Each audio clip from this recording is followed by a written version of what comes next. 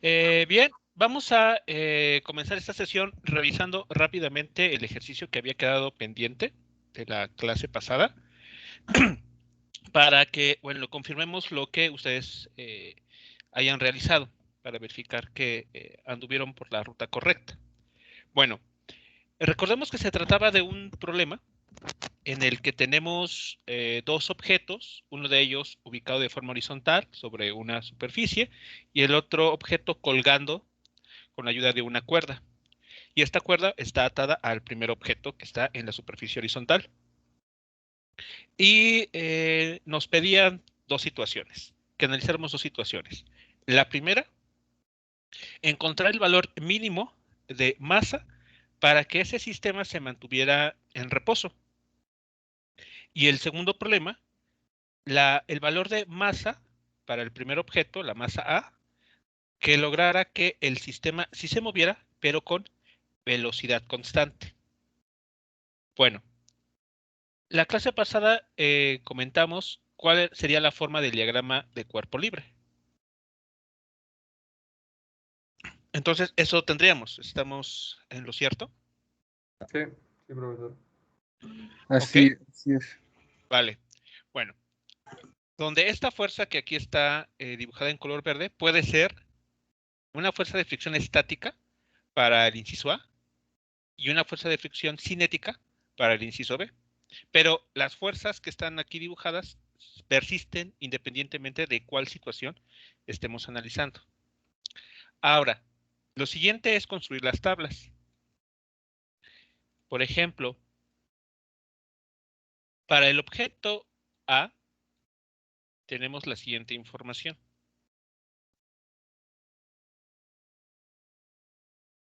Esto es lo que se estaría obteniendo para el objeto A.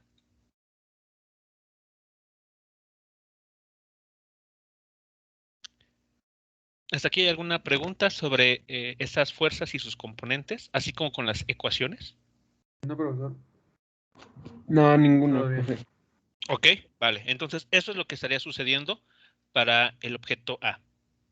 Y para el Bueno, objeto B, es una FS, ¿no? Analizando el primer caso, ¿no? La claro, fricción claro. estática. Para el inciso A tendríamos una Fs aquí en esta celda y en esta componente. Para el caso del inciso B tendremos una fuerza sub K, F sub K en esta parte y menos F sub K en esta otra. Bien, y para la masa B tendríamos lo siguiente.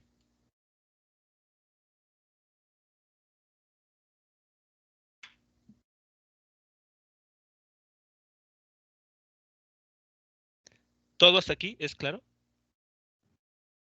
Sí, profesor. Sí, profesor. Vale, ok. Entonces ya tenemos estas tres ecuaciones. Si lo notan, ecuación 1, ecuación 2 y ecuación 3.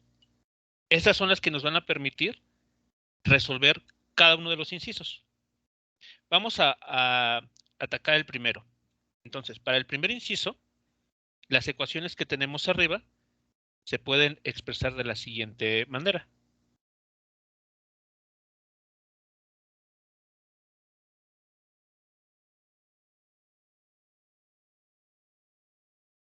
¿Todos coinciden con esas ecuaciones? Sí, profesor. Sí. Ok, vale. Entonces, esas son las tres ecuaciones que obtenemos del diagrama de cuerpo libre y de las tablas. Ahora, ¿cómo las utilizamos?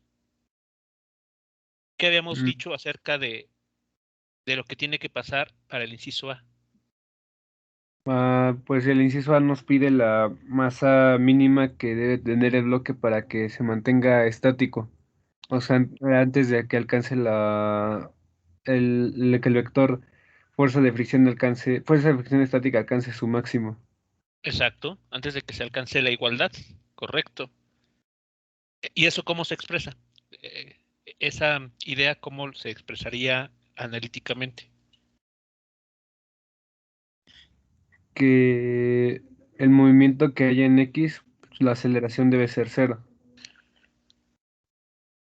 Así es, no debe de haber movimiento. y por lo tanto la aceleración en el eje X para la masa A tiene que ser 0. Y la aceleración en el eje Y para el bloque que está colgando tiene que ser también 0. Sí.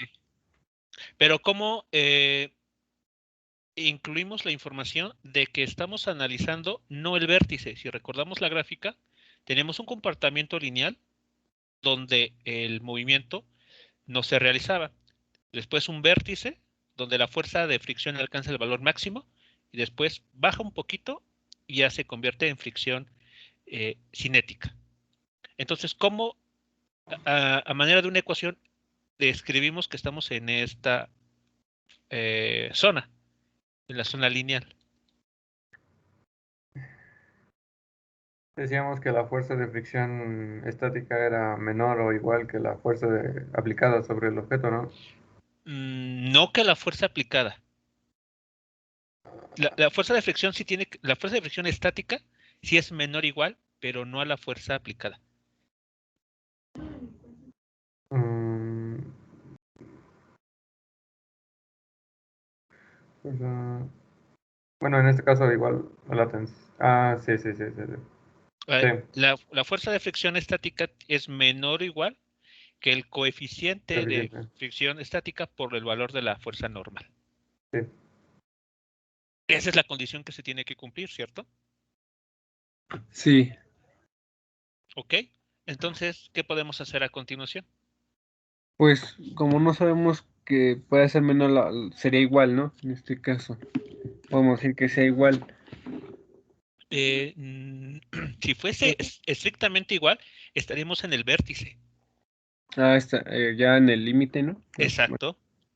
Ah, ok. Bueno, bueno, de la normal podemos saber por las ecuaciones que están ahí que Ajá, es igual a la masa en el bloque A por la gravedad. correcto. Entonces, pues sustituyendo ahí tendríamos que la fuerza de fricción estática debería ser menor o igual a al μ s por Ajá, m, la masa del bloque A por la gravedad. correcto. Correcto. Eso es lo que podemos obtener de aquí. La fricción estática es menor o igual que el coeficiente de fricción por la masa A por la aceleración debida a la gravedad. Ok. ¿Cómo seguimos avanzando aquí? Ya vean que ya involucramos la masa A sobre la cual estamos pues queriendo conocer su valor mínimo.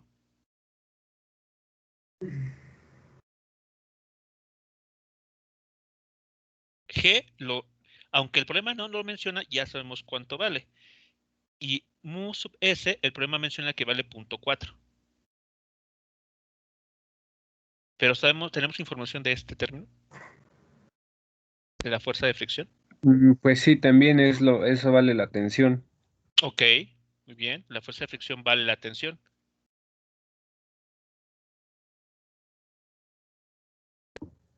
Pero igual, bueno, antes de ver el video que puso, pues a mí igual me habían enseñado que en un sistema de este tipo, como se están compartiendo las tensiones, pues la tensión que sufre A es la misma que sufre B. Y bueno, eso ya con lo que puso se justifica por la tercera ley de Newton, ¿no? ¿Es correcto? Entonces, para conocer a la tensión tendríamos que ver lo que pasa en el bloque B y vemos que el peso del bloque B es igual a la tensión en B. Exacto. Entonces ahí podríamos igualar a la tensión B con la tensión que está sufriendo el bloque A, ¿no? Entonces sustituiríamos ese valor y ya nada más despejaríamos a la masa. Ok, entonces si sustituimos el valor de la tensión que está sufriendo el sistema, ¿qué quedaría? Quedaría MBG menor o igual, ¿estamos de acuerdo? Sí, Menor o igual que este término que tenemos aquí. MS por MA por G. MS por MA por G. ¿Y a quién habría que despejar? A la masa del bloque A. A la masa del bloque A, ok. Entonces, si despejan de esta ecuación la masa del bloque ¿a qué resultado se estaría llegando?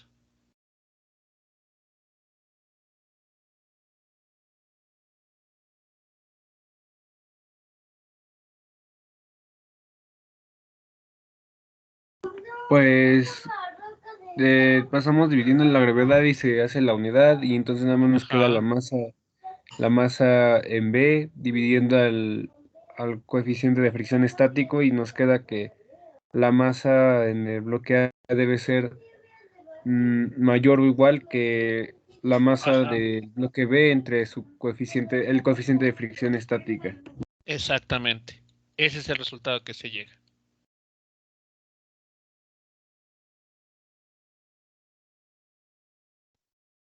Ahí está. Vean que todo queda en términos de datos que el problema menciona, que es la masa del bloque B, que si recuerdan es de 2 kilogramos, y el coeficiente de fricción estática, que vale 0.4.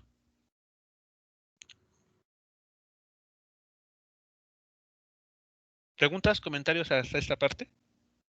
Yo tengo una duda, más que nada, llegué al mismo resultado, solo Ok. que yo evalué la fuerza de fricción estática justo en ese punto en el punto máximo, ¿no?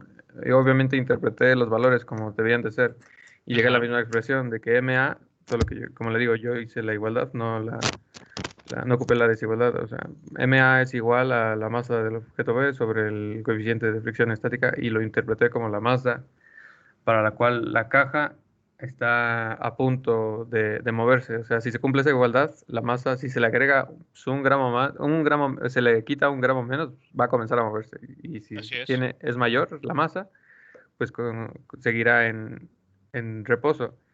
Ah, pero fue eso. Yo lo hice con la igualdad y obviamente lo interpreté como tenía que ser, solo que no sé si mi procedimiento o si por ejemplo en un examen esté bien hecho tengo que a fuerzas ocupar o trabajar en ese lapso de que la fuerza de fricción es menor o igual a la normal por el coeficiente de fricción. O no sé si esté mal o esté correcto como lo hice. Ok.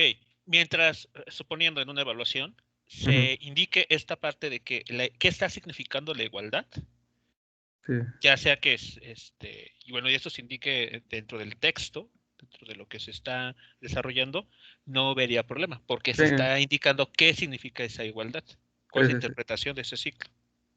Sí, se le está dando la interpretación que significa, ¿no? No otra Así cosa. es.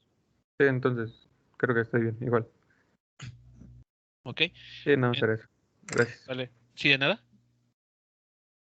Bien, entonces, de esa igualdad, si ustedes sustituyen los datos numéricos, encuentran que la masa A tiene que ser mayor o igual a 5 kilogramos. Sí, sí, Con sí, que sí. sea mayor a esta cantidad, el sistema va a quedar ahí quieto. No habrá manera de que los bloques se muevan. Es lo que, bueno, estábamos platicando Abdiel Bernal y yo, de que, bueno, yo le pregunté a Abdiel que si, como el bloque B tiene una masa de Sí, 2 kilogramos, pues ya vimos que el punto máximo es de 5, pero pregunté, bueno, si fuera 2.1 la masa del bloque A, ya se empezaría a mover o algo así, y me dijo que no, que pues es por el valor máximo. Pero realmente, ¿por qué no podría ser? Que solo con 5 es su valor máximo. no, 5 es el valor mínimo. Ah, sí, sí, sí, Esta perdón, sí desigualdad, es cierto. Tiene que ser esta es, 5 para que no se mueva. así es. Si ustedes lo ven como un intervalo, MA, ¿en qué intervalo está? Sí, de 5 a infinito, ¿no? De 5 a infinito, donde en infinito es un intervalo abierto Sí, y Y en 5 es 5 un intervalo cerrado.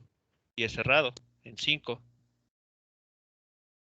Entonces, la masa A lo mínimo que puede valer es 5. Y de ahí, cualquier otra cantidad por arriba de ese valor hará que el sistema permanezca en reposo. En reposo, sí. Si ese bloque tuviera una masa de 4.9 kilogramos, estaríamos en una situación donde sería muy probable que ese sistema ya no quede quieto. No se esté cumpliendo la expresión, ¿no? Así es, esto. Vean que este resultado surge de nosotros haber impuesto esta condición.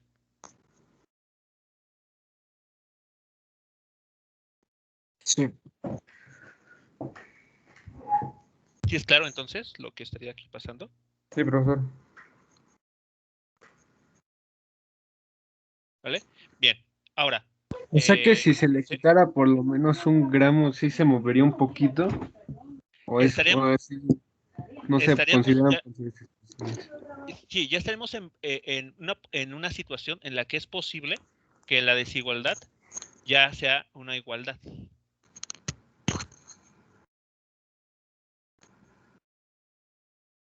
Y en esta situación estamos, si recuerdan la gráfica, y estamos en el vértice. Eso significa que si nos seguimos, en este caso, quitando más cantidad de materia a ese bloque, en cualquier momento la fuerza de fricción estática se vence, y entonces entramos a la parte cinética. Sí. Entonces ahorita estamos como que en el límite, estamos jugando con el límite. Tal vez no exactamente con 4.9 kilogramos, puede ser un poquito, 4.8, 4.7, pero al menos con 5 ya sabemos que ese bloque, de 5 en adelante, no hay manera de que ese sistema se mueva.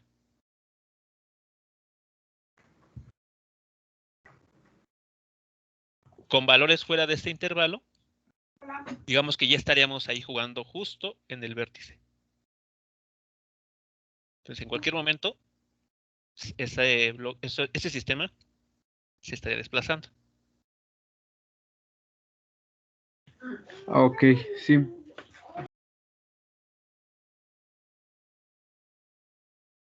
¿Vale? ¿Más preguntas, jóvenes, comentarios sobre este problema? No, profesor.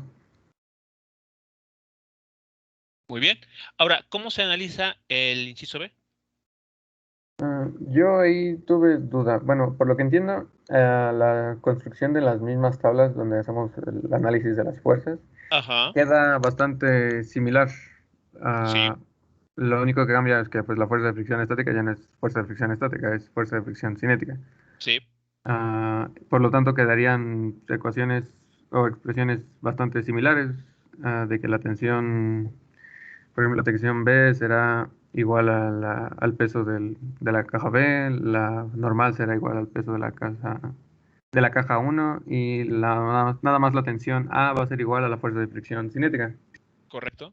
Ajá, y bueno, ahí, ahí es donde yo tengo duda, más que nada porque ¿cómo es que se le puede ejercer una fuerza a un objeto para que éste se mueva a una velocidad constante? Porque, por lo que habíamos visto, si se le ejerce una fuerza a un objeto, pues va a estar acelerando, no se va a mover a velocidad constante. O sea, si no hay ninguna otra fuerza que, que le, bueno, no sé, Eh, creo eh, que, sí, mm, recordemos que cuando mencionamos También la me queda primera ley de preguntarte Newton, si aquí hablaríamos de cantidad de movimiento, porque pues como es una velocidad, una fuerza por una velocidad daría eso, ¿no? Cantidad de movimiento y no, o no, más bien, una masa por una velocidad daría cantidad de movimiento, ¿no? En lugar de una fuerza. mm, eh, la respuesta a esas inquietudes, que me parecen dudas, digamos, razonables, porque pareciera extraño, pero si recordamos la primera ley de Newton, mencionábamos dos ideas que eran totalmente compatibles. La primera es, en ausencia de fuerzas, o sea, que el sistema o el objeto esté totalmente aislado de todo su entorno, que no hay nada que lo esté molestando, ese sistema o ese objeto se estará moviendo con velocidad constante en una dirección recta. Pero había otra idea, que es que mientras la fuerza total neta sea 0, también el objeto en movimiento con velocidad se mantendrá con velocidad constante. Sí. Pero entonces aquí la palabra clave es la fuerza total neta. ¿Cuántas fuerzas están actuando en el inciso B? ¿Cuántas fuerzas estarían actuando sobre el bloque A, por ejemplo, para que se moviera con velocidad constante? ¿Cuántas fuerzas sabemos que están actuando de forma horizontal? Igual, de forma horizontal, 2, ¿no? Dos, Dos. exacto. ¿Quiénes De son? forma Y la fuerza vertical. de fricción cinética y la tensión. Exacto. Estas dos están, de alguna manera, vamos a pensarlo así, serían compitiendo. Sí, Porque si la fuerza de tensión fuese mayor que la fuerza de fricción, entonces el objeto aceleraría. sí, exacto. Porque tendría una fuerza neta total con dirección positiva. Sí. Pero no está sucediendo eso. Es decir, que la fuerza de fricción cinética es tal que en módulo, de hecho aquí está, ¿no? Sí, En la módulo misma. Sí. que la fuerza de tensión. Por lo tanto, ¿se están aplicando fuerzas? Sí. En direcciones opuestas, también. Pero esas están equilibradas. Por lo tanto, el objeto se está moviendo, pero con velocidad constante. Sí.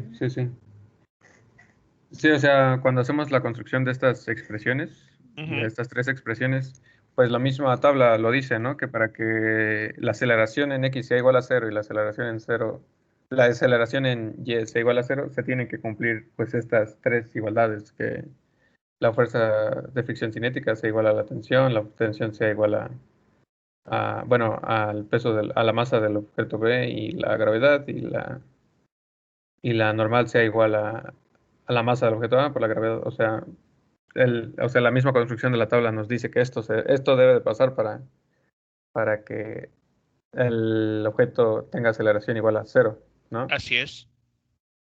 Exacto. Para que sí se mueva, digamos, la tabla no sabe si el objeto se está moviendo o no. Nosotros somos los que le damos esa interpretación. Entonces, para el inciso B, lo que nosotros interpretamos al momento de incluir ese 0 que habíamos comentado aquí, es colocamos este 0, no porque para el caso B, cuando aquí hay fricción cinética, no porque el objeto no se vaya a mover. Sí se va a mover, pero lo hace con velocidad constante. Entonces, la fuerza total neta aplicada es 0. Hay fuerzas que están pero que están actuando sobre ese objeto, sí. De hecho, hay 4. Pero todas ellas, en sus respectivos ejes, están perfectamente equilibrados, de manera que, hablando en el eje X, el movimiento se ejecuta con velocidad constante. Por lo tanto, no hay aceleración.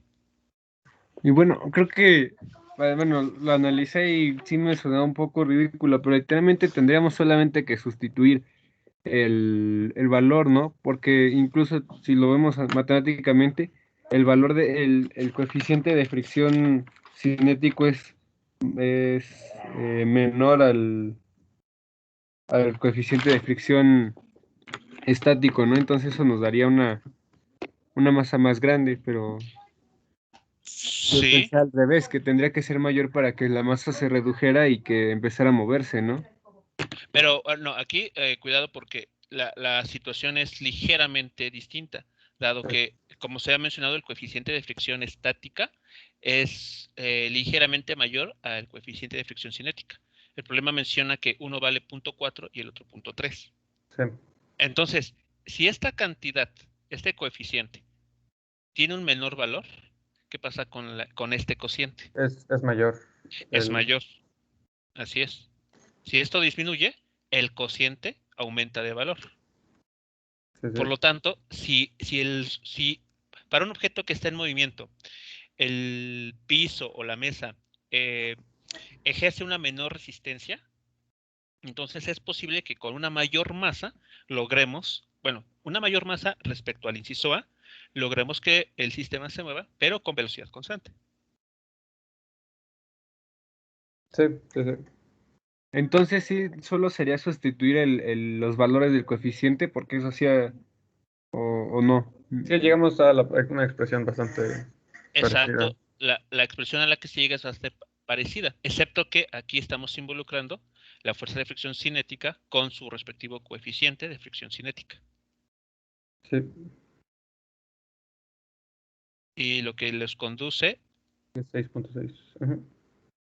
a un 6.6 kilogramos. Sí. Bien, entonces esa sería la solución para este problema de 2 incisos.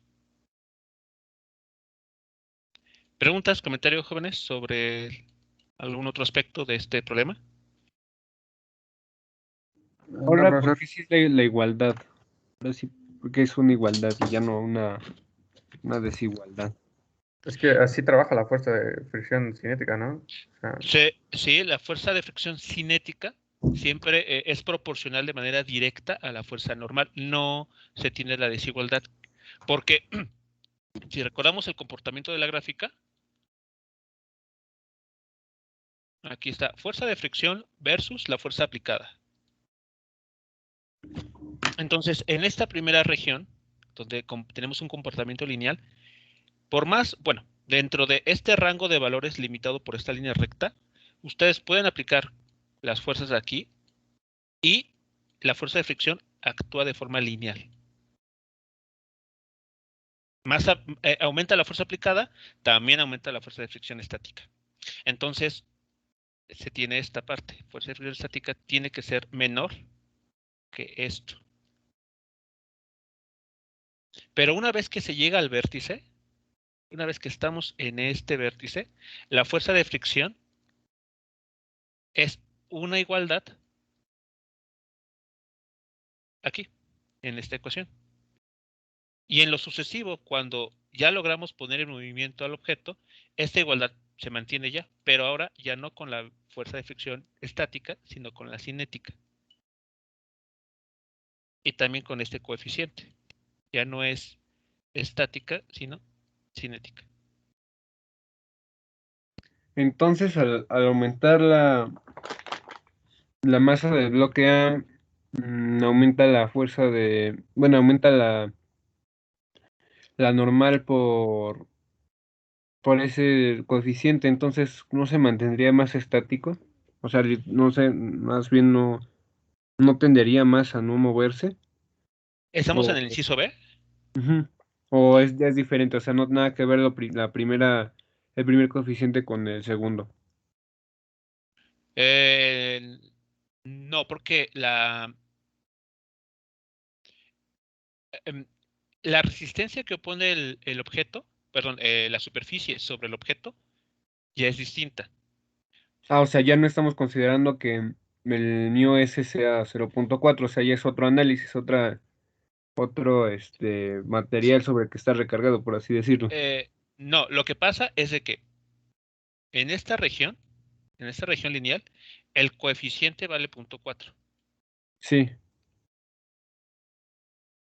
Digamos, medimos esa resistencia que opone una superficie a que un objeto en él se desplace, midiendo este coeficiente. Y la manera de medirlo, como ustedes notaron en un ejercicio previo, es, por ejemplo, midiendo el ángulo, ¿no?, de la rampa. Ahí ustedes van controlando el ángulo. Y entonces, cuando llegan a ese ángulo crítico, pueden ustedes calcular cuál es el coeficiente de fricción. Es decir, de alguna manera estarían midiendo qué tanta resistencia opuso la superficie a que el objeto se desplazara en él, a que comenzara a desplazarse en él. Pero cuando ya logra desplazarse, la resistencia que ofrece es menor. Y esa resistencia la podemos medir a través de el coeficiente de fricción cinética. ok. Por eso vale menos, porque la resistencia que va a ofrecer cuando una superficie, cuando un objeto ya está en movimiento en esa superficie, es menor.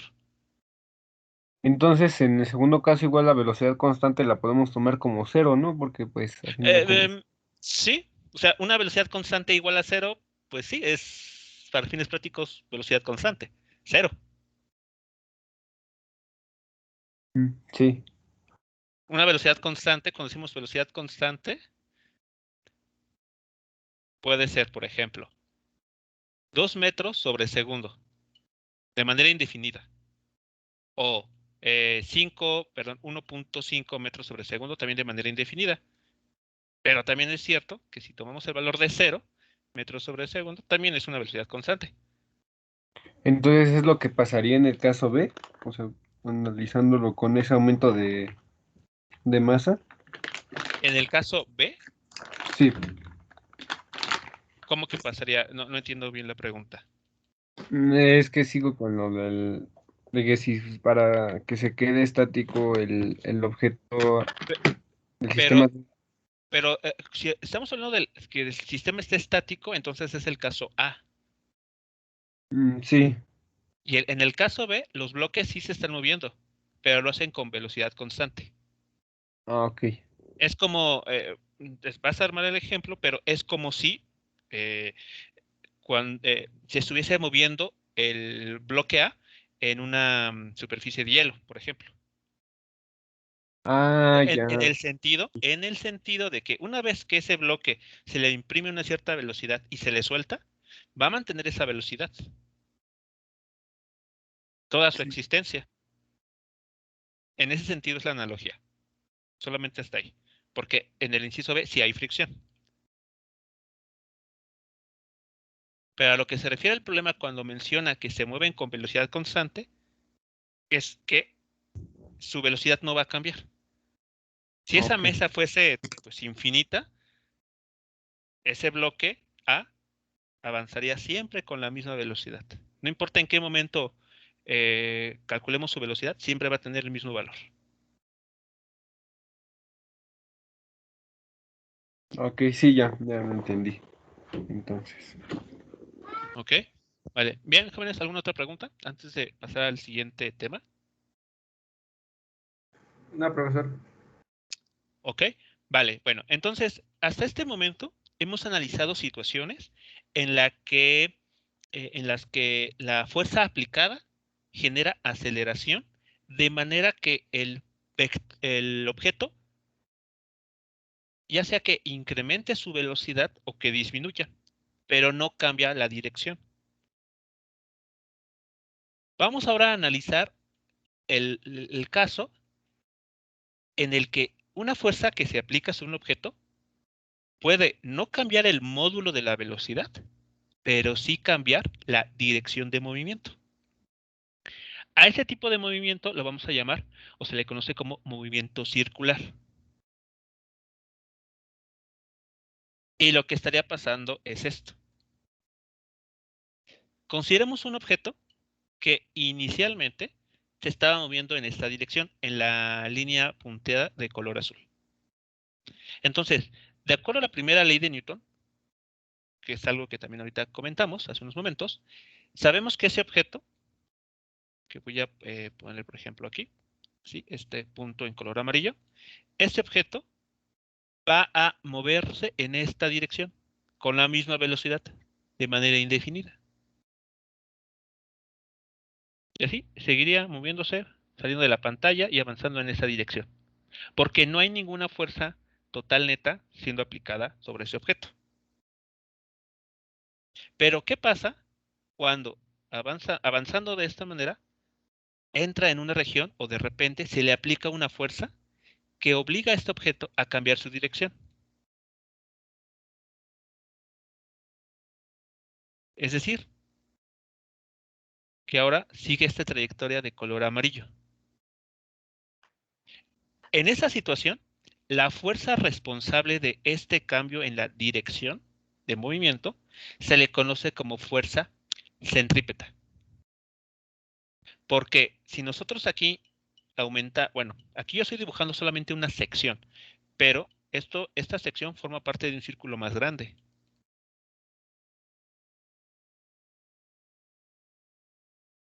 Así.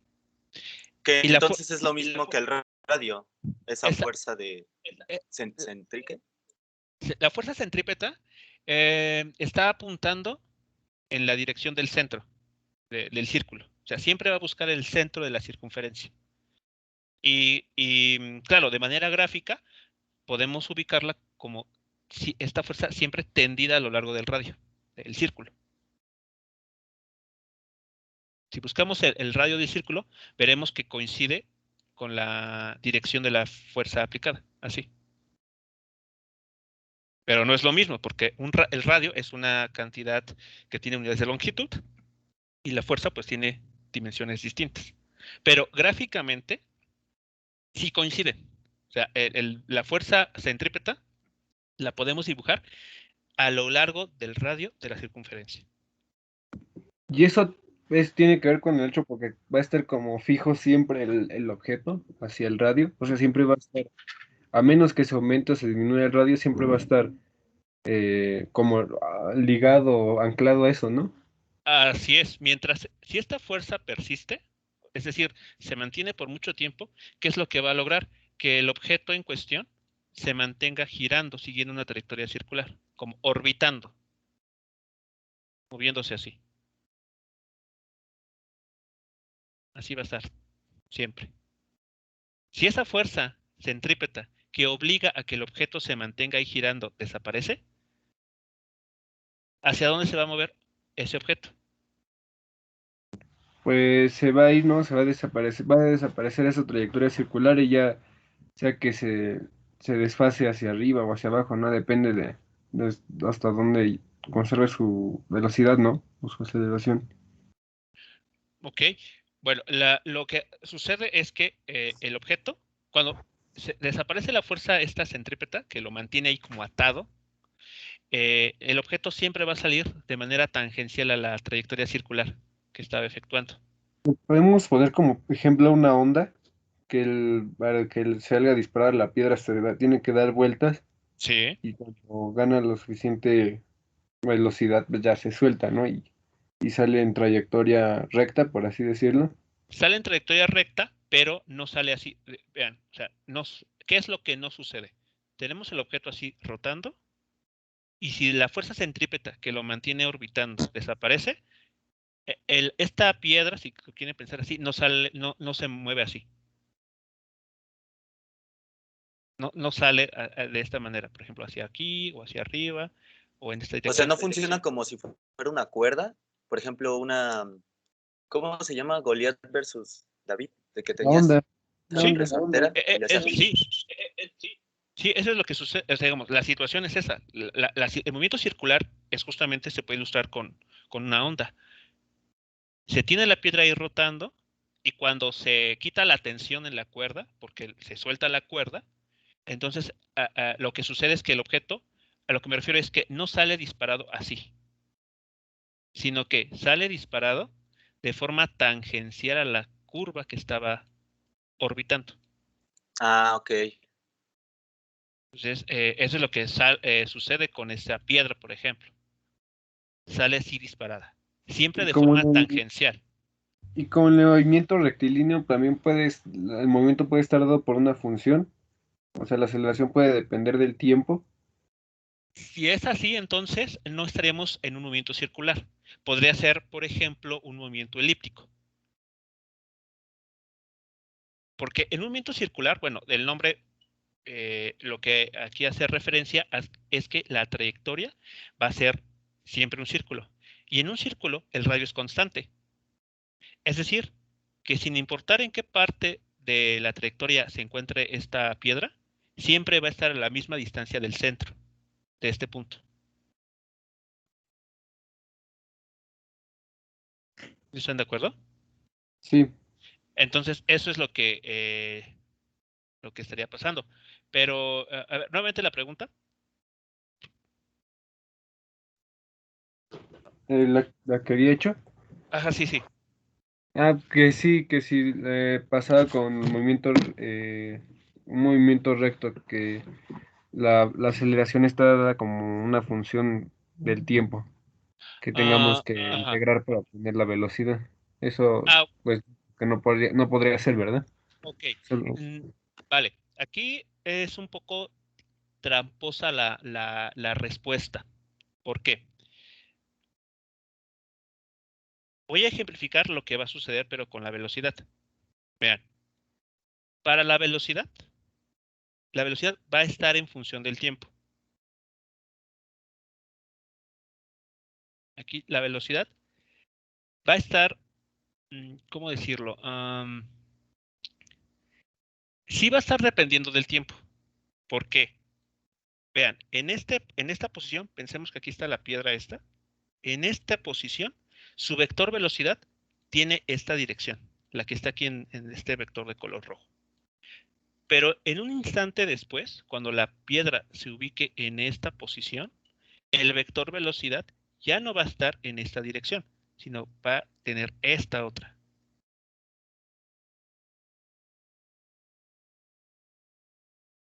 Si bajamos más acá, la piedra la ubicamos por aquí abajo, entonces su vector velocidad ahora estará en esta dirección. Entonces, pregunta, ¿el vector velocidad está cambiando? No, sería constante, ¿no? A ver, ¿qué significa que un Mm, vector, o bajo qué condiciones se debería cumplir para que un vector, digamos, que se mantiene constante? Que tenga la misma magnitud y la misma dirección, ¿no? Exacto, la misma magnitud y la misma dirección. ¿Qué pasa con la dirección de este vector? No, es diferente, no Está es, cambiando. Se cambió tanto en dirección como en sentido. Exacto, entonces sus componentes son funciones del tiempo. Su componente X sí depende del tiempo y la componente Y también. Porque dependiendo de en qué momento observemos la piedra ahí moviéndose, el vector velocidad está apuntando en una u otra dirección. Así que sus componentes tienen que cambiar. Pero algo bastante curioso con el movimiento circular es que si ustedes toman el módulo, bueno, perdón, aquí no es cuadrados, simplemente el módulo es B, igual a bx al cuadrado más by al cuadrado, esto es constante. Las componentes por separado son funciones del tiempo, pero al calcular sus cuadrados y al sumarlas para calcular el módulo del vector velocidad, la dependencia temporal se desaparece y el módulo se mantiene constante. tiene que ver igual con seno y coseno, o sea, igual por ejemplo, o sea, lo mismo, ¿no? Exactamente, exactamente. Eso es lo que está pasando. Estas dos funciones, Bx y By, dependen, por ejemplo, la Bx de la función seno, por un parámetro que está en el tiempo. Y la By depende de coseno, por un parámetro que también depende del tiempo. Entonces, vean, son funciones del tiempo, cada una de ellas. Pero si ustedes toman al cuadrado seno cuadrado de t más coseno cuadrado de t, ¿cuánto es eso? 1. 1. Y ya la variable t o la variable x o la variable que esté dentro del argumento de la función trigonométrica desaparece. Sí.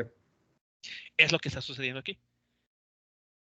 Es justamente eso lo que está ocurriendo aquí. Por eso decía yo que la respuesta es un poco tramposa, porque las componentes sí cambian en el tiempo, pero al calcular el módulo, Sí, esa dependencia temporal desaparece. ya. Entonces, como tal, lo que se mantiene constante es el módulo. Sí, Ah, ya. es lo que está sucediendo aquí, en este tipo de movimiento. Y lo mismo va a suceder con la aceleración. Por el momento, vamos a, bueno, esto es un adelanto simplemente de cuando entremos a la parte de movimiento rotacional, porque este movimiento lo vamos a volver a retomar. Cuando un objeto se mueve en forma circular, la fuerza que realiza o que permite este movimiento, ya había mencionado, se llama fuerza centrípeta. Esa fuerza centrípeta genera una aceleración centrípeta.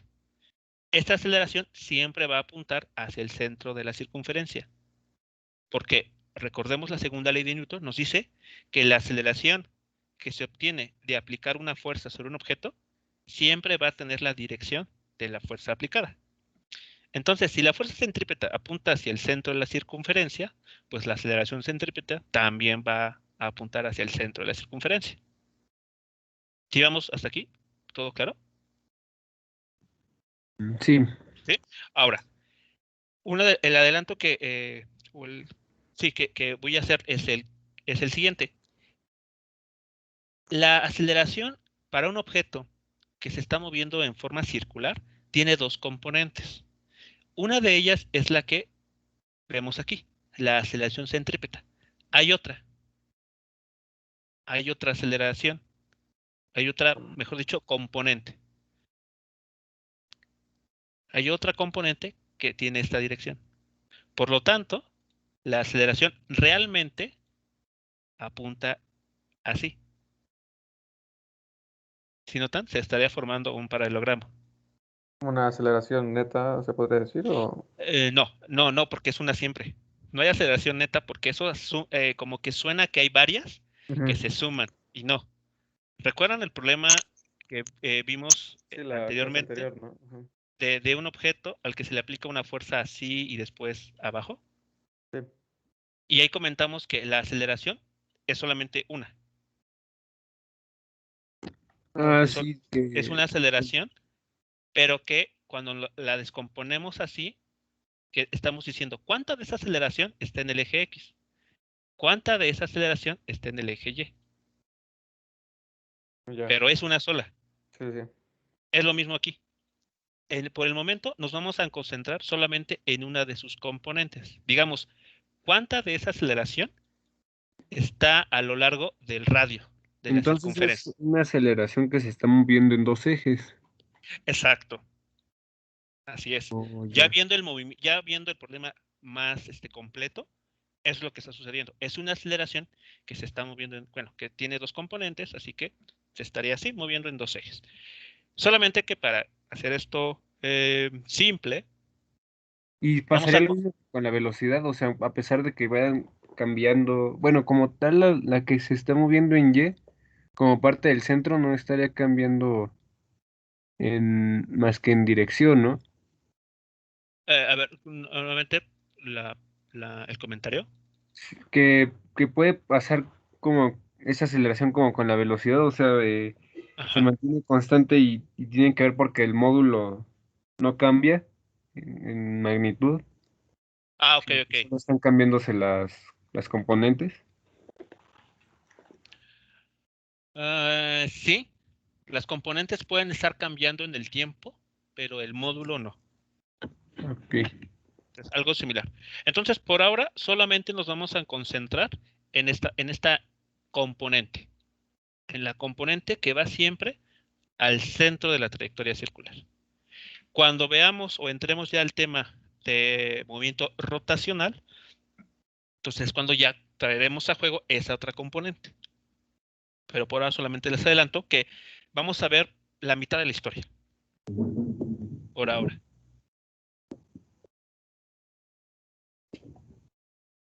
¿Más preguntas, comentarios con esta parte? Entonces, Yo profe, tengo una duda. Ajá, bueno, que tú, Alonso.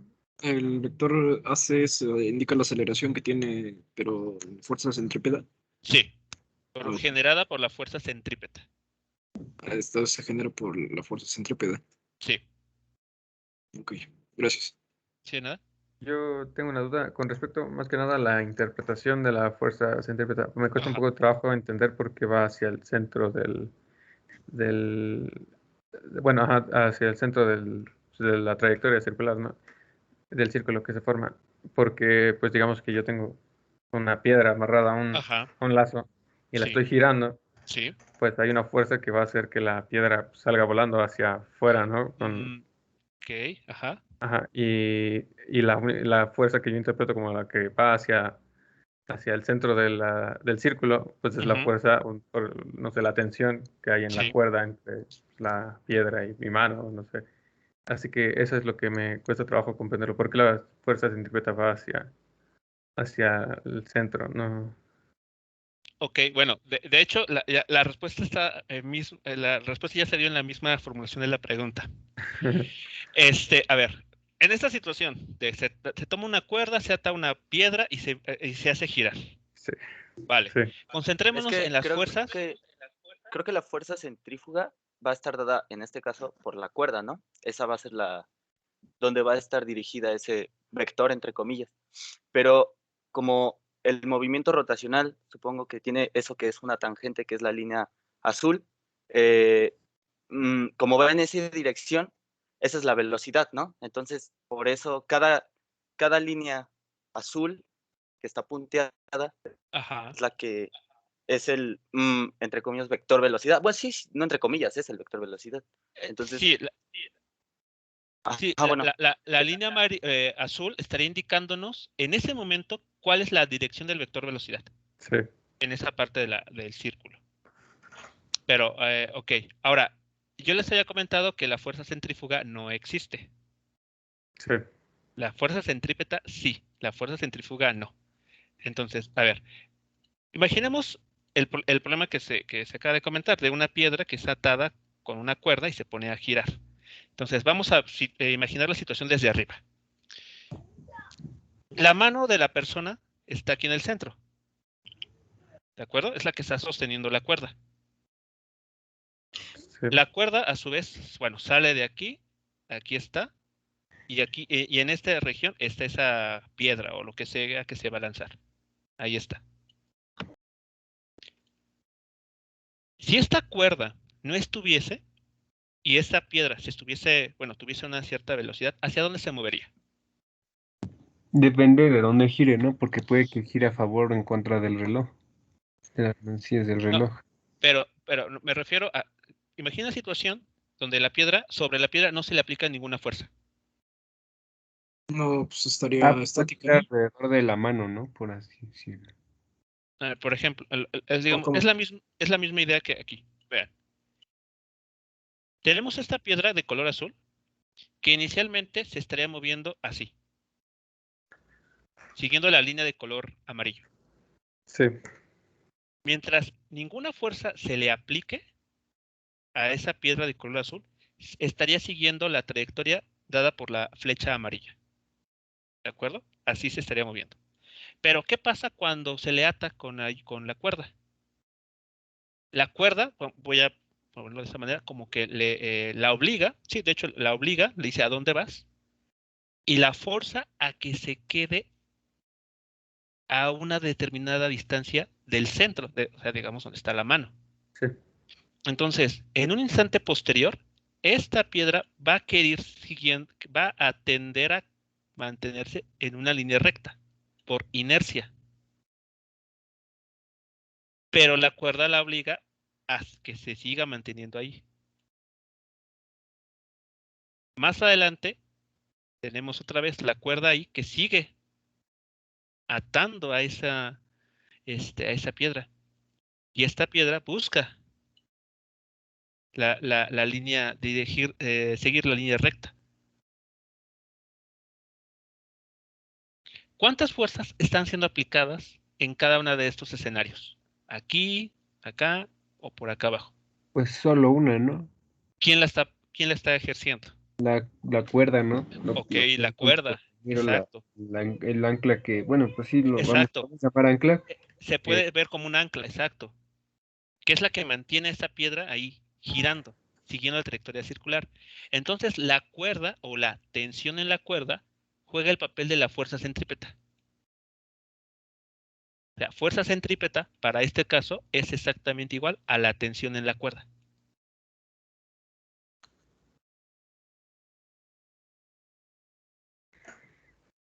Porque en todo momento, la fuerza de tensión apunta hacia el centro de la trayectoria circular, ¿no? Sí, sí, sí. Porque es ahí donde está la mano que la está sujetando.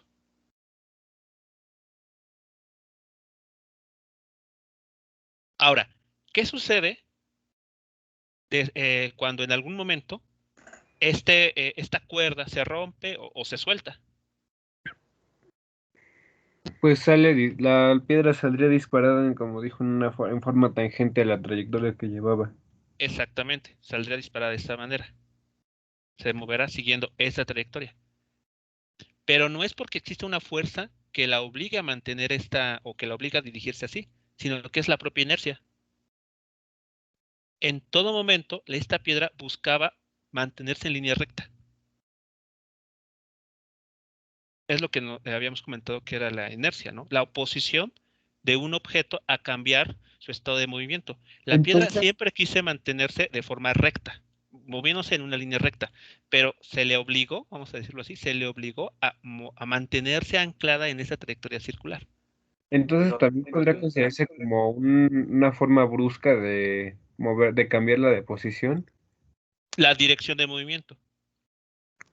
Sí, sería una forma, verlo así de esa forma, que son cambios bruscos del movimiento en la piedra. Así es. Oiga, profe, y podría decir que el ángulo que está entre esa tangente y y la fuerza centrípeta Sí. es de 90 o no Siempre. necesariamente. No, siempre. Siempre será de 90. Ah, ok. Siempre, siempre. Esa es una característica importantísima. Que van a ser siempre ortogonales. La fuerza centrípeta, así como la aceleración centrípeta, formarán 90 grados siempre con el vector velocidad. Y también hay un vector un vector resultante entre igual la tangente y la centrípeta. O sea, se puede sacar ahí para hacer el triángulo rectángulo. Sí, O ya no funciona aquí eso tanto. O sea, bueno, no es una duda. bueno, como había comentado, realmente estamos viendo la mitad de la historia. Solo estamos hablando por ahora de esta aceleración, la centrípeta. Pero hay otra aceleración que veremos más adelante que está también actuando de forma tangencial. Es decir, también tiene la misma dirección que el vector velocidad. Por lo tanto, estos dos vectores que acabo de dibujar, este color azul, es una componente de la aceleración, que se llama justamente aceleración tangencial. Y la aceleración centrípeta es otra componente. Entonces, realmente la aceleración tiene esta dirección.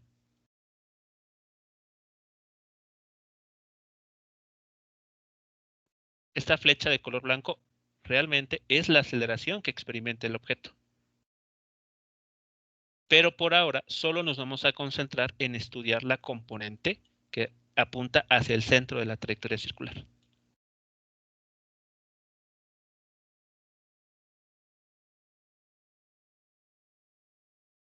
Así que si es cierto o si es correcto considerar que hay un vector, en este caso un vector de aceleración, que tiene esta dirección, como inclinada, si la quieren ver así. Pero todavía nos falta un poco para llegar a visualizar la aceleración como Y esa tal, es la como debe de ser. aceleración que dice, la aceleración tangencial. Como que es la que digo. Esa es no. Esa aceleración que marcó entre el vector de aceleración centrípeta y el vector de aceleración tangencial, ¿qué tipo de aceleración es? Es la aceleración que experimenta el objeto, Ah, la piedra. Sí. la centrípeta.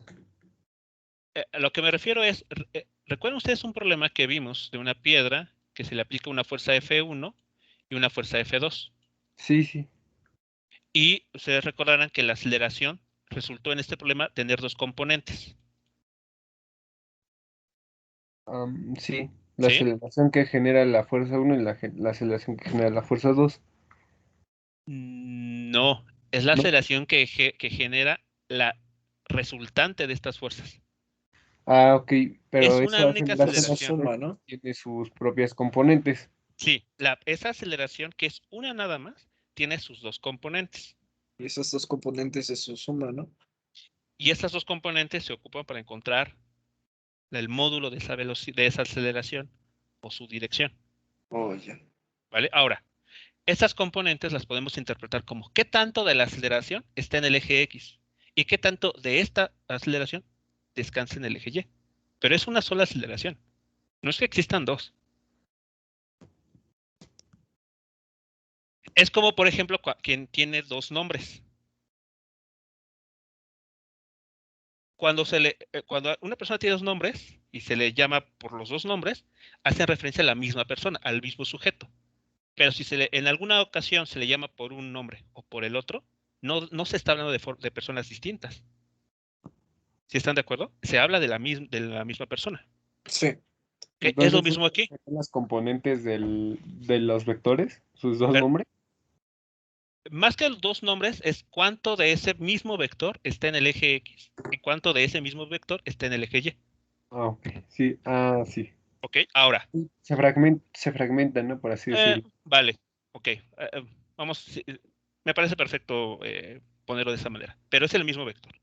Sí. Entonces, en el movimiento rotacional, bueno, circular, la aceleración tiene dos componentes. Una que siempre está apuntando hacia el centro de la trayectoria circular, que se llama aceleración centrípeta. Y la otra componente es la aceleración tangencial. Por ahora, solo nos vamos a concentrar en esta componente. Y más adelante retomaremos esta otra.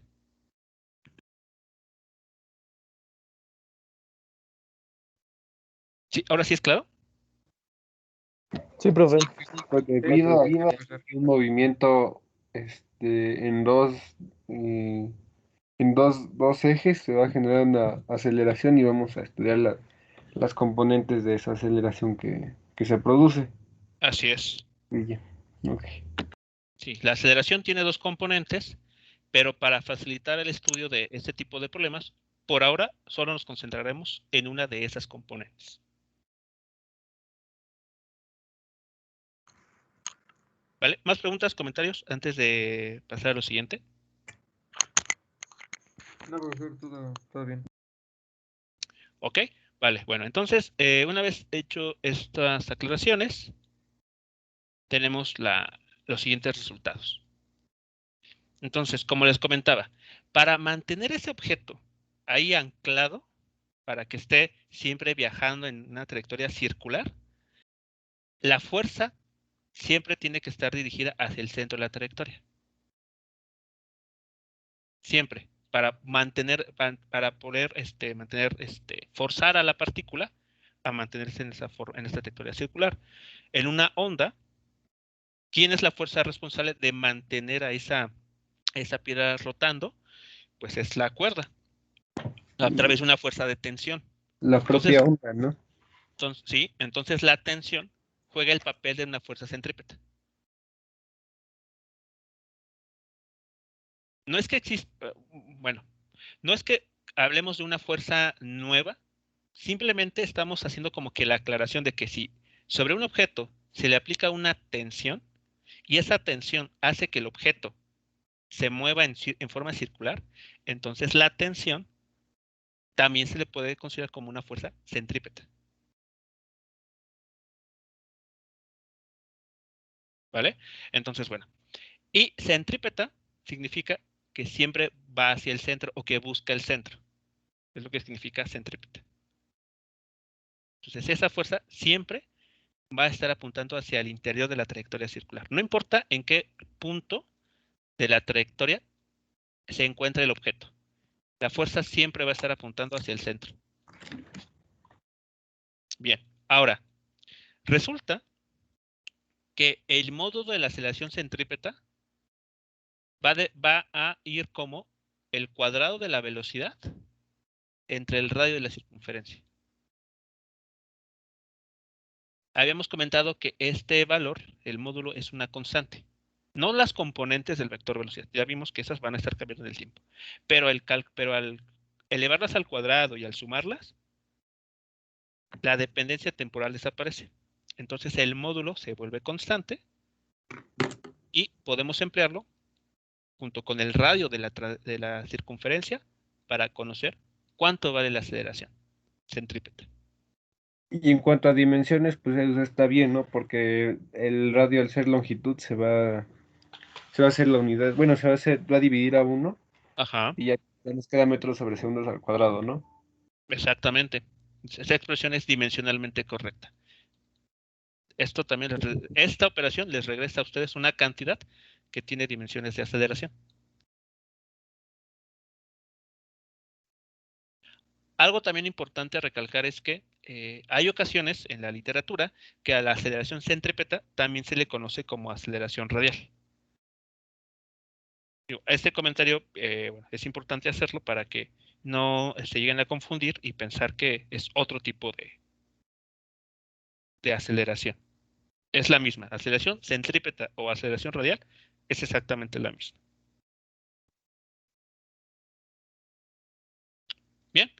Y otra cantidad importante en este tipo de movimiento es lo que se conoce como el periodo de movimiento. El periodo de movimiento es el tiempo que tarda el objeto en completar una vuelta, en recorrer 2 pi radianes o 360 grados. Entonces, esa es la relación que surge.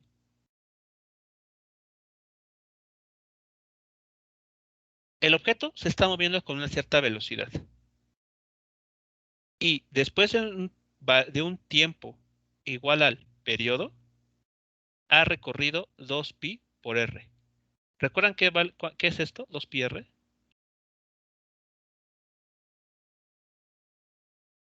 Las unidades de medida del círculo, ¿no? Perímetro. 30 grados, ¿no? Es el perímetro de la Sí, circunferencia. el perímetro. Esto es el perímetro de la circunferencia. Y tiene sentido, ¿no? Si da una vuelta completa es porque recorrió todo el círculo, es decir, caminó todo el perímetro.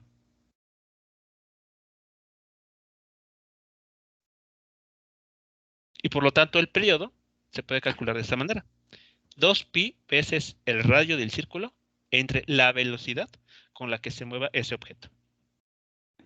Oiga, prof, y bueno, eso es con el perímetro completo. Sí. ¿Puede ser con una fracción del perímetro también? Pero, ¿cómo? O sea, que no del toda la vuelta, sino de un cuarto de vuelta. ¿Se usan radianes, por ejemplo? Sí.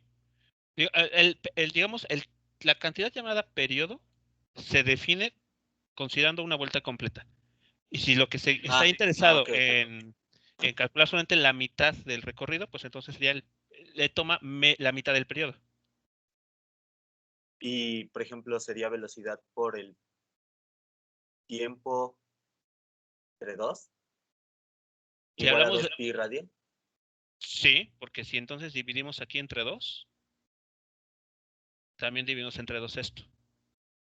Entonces, si asociamos, Que debe vemos... ser una igualdad, ¿no? El que se le debe hacer una Entonces, cosa, se le debe hacer otra. así es. El periodo de mayúscula. Sí. Sí. Si vamos a recorrer solo la mitad del círculo, que sería pi r, eso se logra en medio periodo. Y por ejemplo, si nos dieran la vuelta en grados, ahí sí se pondría feo, ¿no? O solamente tendríamos que convertir esos grados a pi radianes y ver la fracción. Siempre se trabaja en este tipo de movimientos con radianes. Por eso 2pi. 2pi radianes. No es adecuado. De hecho, sería raro, por decirlo de algún modo, que alguien trabajase a grados. Entonces, los problemas tampoco nos van a dar así. Ajá, si no vamos a toparnos con problemas que nos digan. No, pues calcula el periodo de un móvil que dio tantas vueltas, ¿no? Una vuelta de 90 grados. Eso no pasa. Una vuelta de 90 grados. Bueno, para empezar, no sería una vuelta. Sería un cuarto de vuelta. Sería un cuarto de vuelta, ajá, sería un cuarto de vuelta. Y si dice 90 grados, entonces lo que ustedes tienen que hacer es convertir esos 90 grados a radianes. Sí.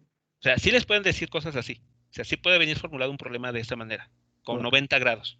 Pero para resolver el problema, tienen ustedes que convertirlo a radianes. Ok. Sí. ¿Hasta aquí alguna otra pregunta sobre lo comentado? Creo que no fue por mi parte.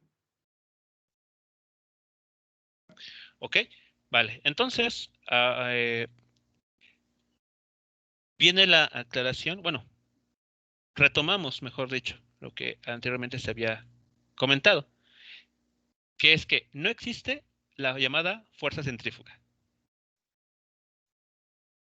Y eso lo habíamos ejemplificado, si recuerdan, cuando mencionamos cuando uno está como pasajero en un vehículo y el vehículo por alguna razón da un giro inesperado hacia la izquierda o hacia la derecha y uno como pasajero, si no lleva el cinturón de seguridad, se desplaza en la dirección opuesta al sentido del giro. Y eso es simplemente por inercia. Es lo mismo que está sucediendo aquí. Que ya hemos comentado. Mientras la fuerza llamada centrípeta esté siendo aplicada sobre el objeto, este objeto va a estar ahí anclado para moverse de forma circular. Pero en el momento en que la cuerda se rompe, la trayectoria que sigue siempre es tangencial al círculo. Ahora, si nosotros estuviésemos ahí montados en esa pelota, ¿no? O fuésemos nosotros los que estuviésemos ahí. Es más, tal vez ustedes cuando más jóvenes llegaron, no sé, a hacer estos juegos donde todos se toman de los brazos, forman una cadena y empiezan a girar. O lo han visto, tal Los vez en juegos de fiestas, la no sé. feria, ¿no? Ajá, exacto. Entonces, se empieza a girar el juego mecánico o esto que les comento, se toman todos de los brazos para formar una especie como de cadena. Y la última persona, por ejemplo, la que está libre, va a estarse moviendo de forma circular, pero en el momento en que se suelta de esa configuración de todas las personas ahí unidas o en el juego mecánico, no vamos a observar que salga así, así o así. Siempre va a salir siguiendo una trayectoria tangencial. Y si a esa persona se le llega a preguntar, ¿no?, qué pudo haber experimentado, tal vez su explicación natural sea sentí un tirón, como sucede cuando el ejemplo del auto. Pero esa sensación es simplemente el reflejo de la inercia del propio cuerpo a querer mantener la trayectoria recta. Porque siempre Eso estuvo buscando explicaría la trayectoria circular. ¿Perdón? que en esos juegos no se puede levantar los brazos, pues da esa sensación de que no se puede mover la persona, o eso ya es otra cosa. Pero ¿en qué situación? No me es claro. En esa que va, bueno, porque en los juegos mecánicos cuando Ajá. da esa sensación de no poder levantar los brazos, o sea, de sentir que se quedan pegados al cuerpo. ¿Es por inercia también? Porque todo el cuerpo busca mantener la misma línea. Así es. Ah, ok. Sí, entonces esa sensación como de que hay algo que nos está empujando en alguna dirección, justamente, y en un juego mecánico que esté realizando un movimiento circular, se debe a eso. Es un reflejo, es la respuesta natural del cuerpo dado por la inercia. Porque realmente no hay ninguna fuerza, no hay ningún agente externo que esté aplicando alguna fuerza.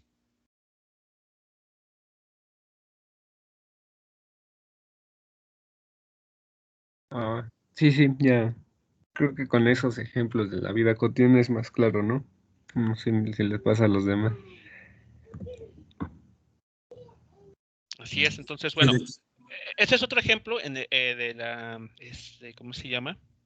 Con la aceleración, con el movimiento circular, que a veces en la vida cotidiana adopta otro tipo de respuesta. Digamos, siempre el ser humano intenta darle respuesta a lo que pasa a su alrededor. Y una posible respuesta que tal vez en su momento alguien dio y que se contagió al resto fue esto de la fuerza centrífuga. Y yo recuerdo, por ejemplo, cuando estuve en la primaria, que llegaba a explicar eso.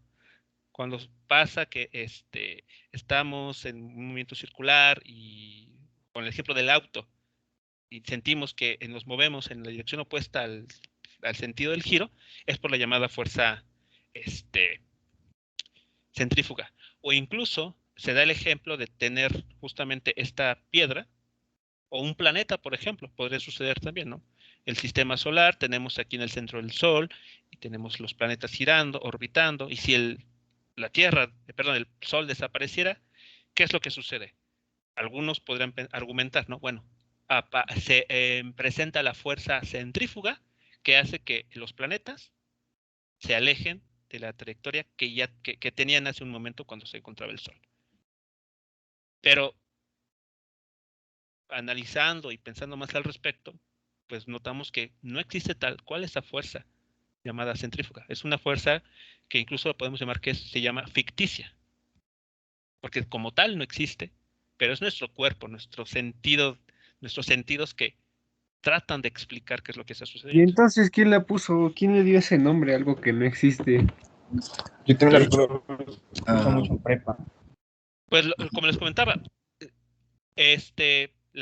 alguna persona, alguien que quiso dar una respuesta a esa pregunta, ¿no? ¿Por qué siento ese tirón que me lleva, por ejemplo, en la dirección opuesta cuando el auto gira en una dirección determinada.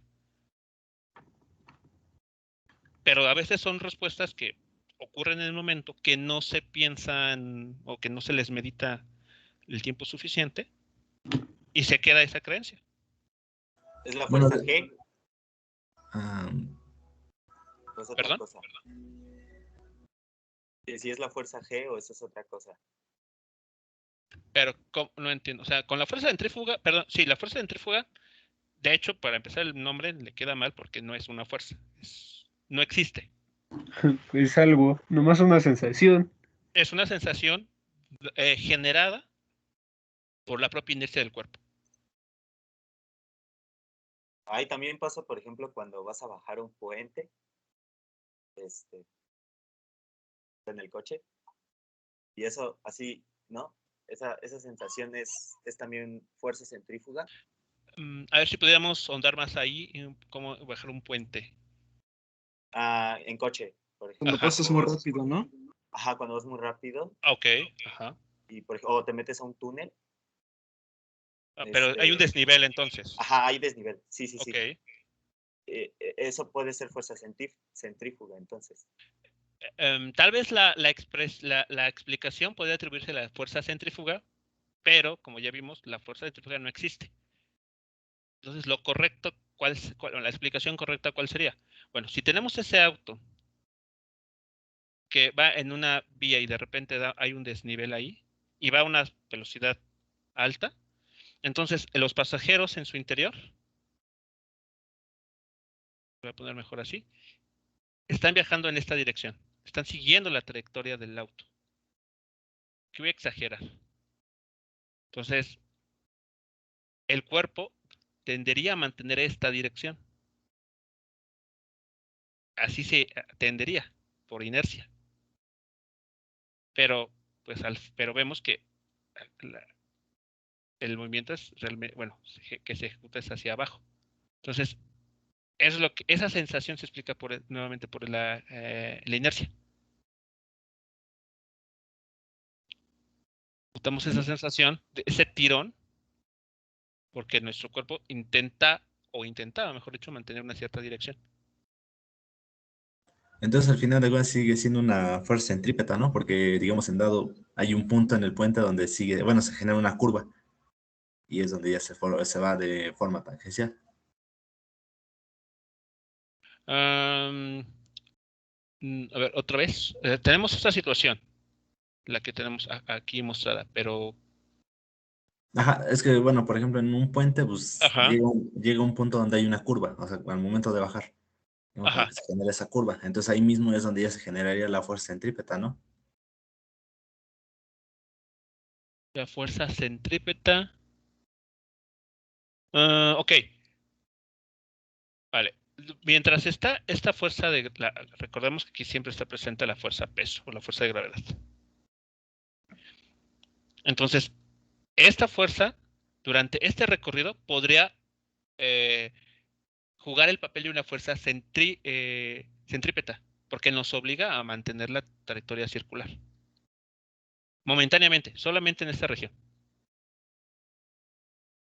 Porque nuestro cuerpo intenta mantenerse así. Pero no es lo que sucede. Entonces, durante esa región que están hablando o que mencionan como una parte curva, la fuerza de gravedad podría actuar como una fuerza centrípeta, con la intención o con el resultado de que cambiemos nuestra dirección de movimiento y nos atengamos a seguir esa trayectoria circular o sección circular.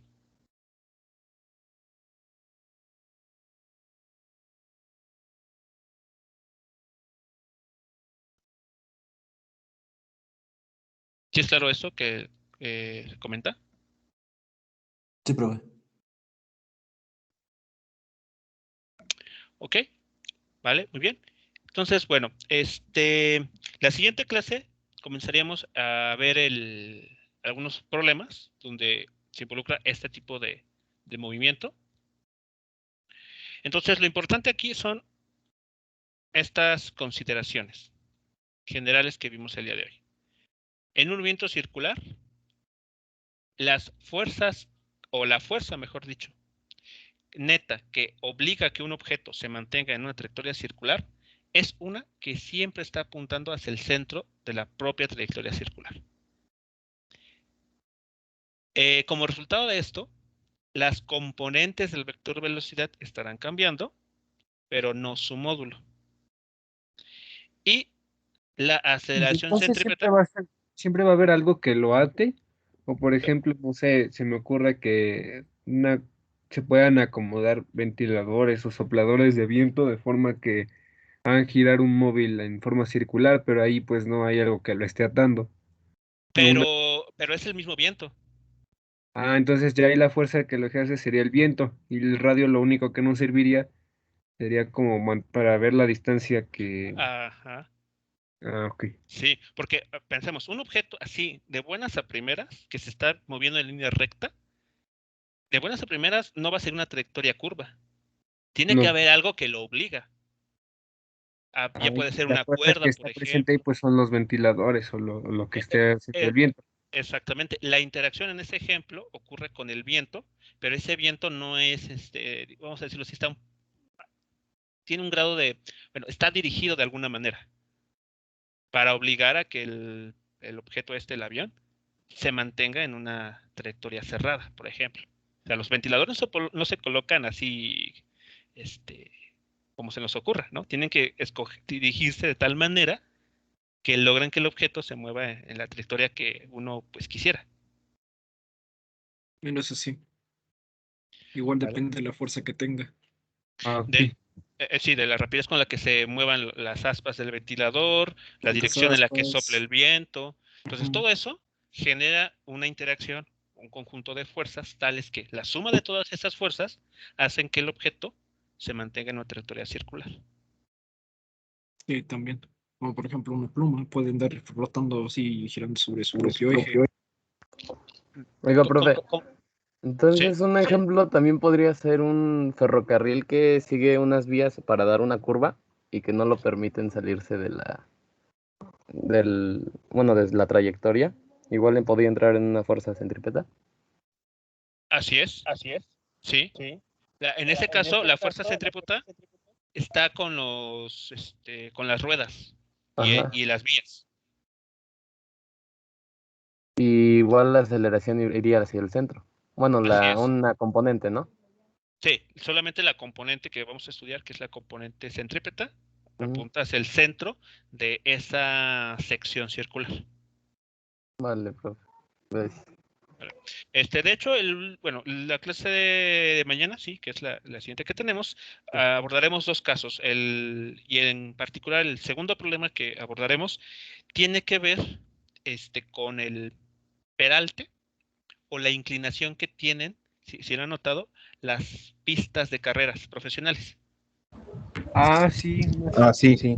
O sea, ese peralte, esa inclinación, no es porque pues se vea bonito o genera algún tipo de sensación. Tiene su razón de ser. Y bueno, vamos a ver en este segundo problema qué relación hay entre el peralte y las fuerzas de fricción que actúan en un automóvil que se está moviendo de forma circular en una curva peraltada. Sí. ¿Y eso tiene, impulsaría los carros o los frenaría para evitar accidentes? ¿O eso ya es lo que vamos a ver en la aplicación?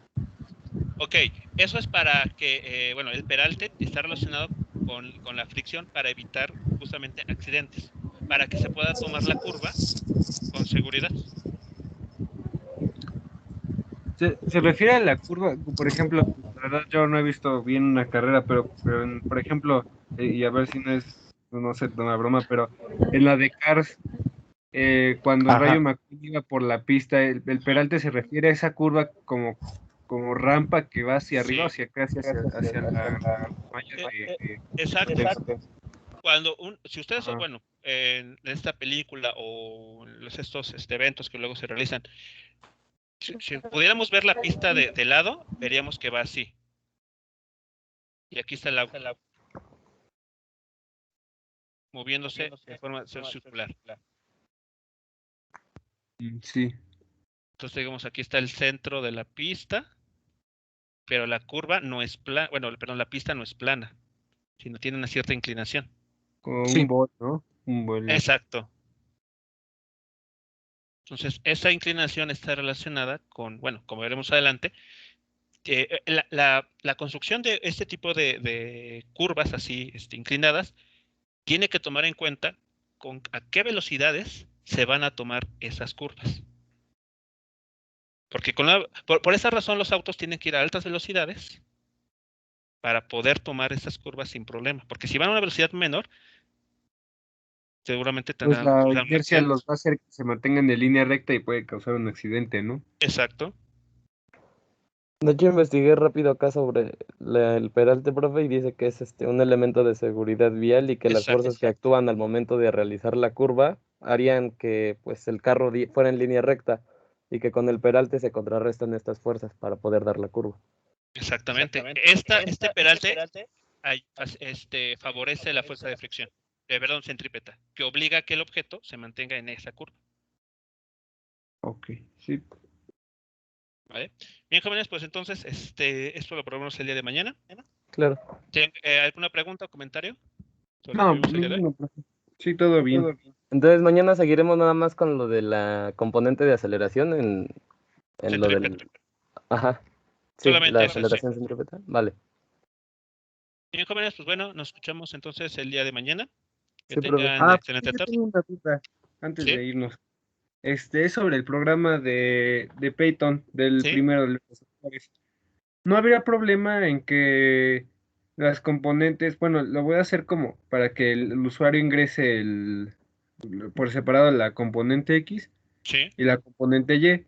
Y una vez que lo ingrese, va a volver a aparecer la variable numérica que ingresó esa persona, Ajá. pero como variable cadena, porque le voy a aumentar el vector unitario Y, pero la Y así lo voy a poner tal cual, y J. Ajá. ¿No había problema en eso? No. Ah, Lo que sí es que tiene que tener la forma de un vector. Es decir, sí. A igual, si quieres nombrar el vector o nombrar el vector como A igual a el valor que metió como componente X multiplicado por Y más el valor de la componente Y multiplicado por J. Y lo propio Ok. con la otra componente. Y no es necesario graficar nada, ¿verdad? Para el primer problema no. Ok. No es tal cual, solamente si ingresa, por ejemplo, ingreso para X5, para Y8 y me tiene que aparecer del vector en la forma ya, bueno, más bien esos componentes que ingresé en la forma del vector que sería 5Y más 8J y Ajá. las operaciones que pide el problema y ya. Exactamente. Ok. Ok, pues esa era mi duda, pues. Gracias, profe. Sí, de nada. Bien, jóvenes, Hasta que luego. tengan excelente tarde. Hasta luego. Hasta luego, profe. Hasta luego, profe. Hasta luego, buena tarde.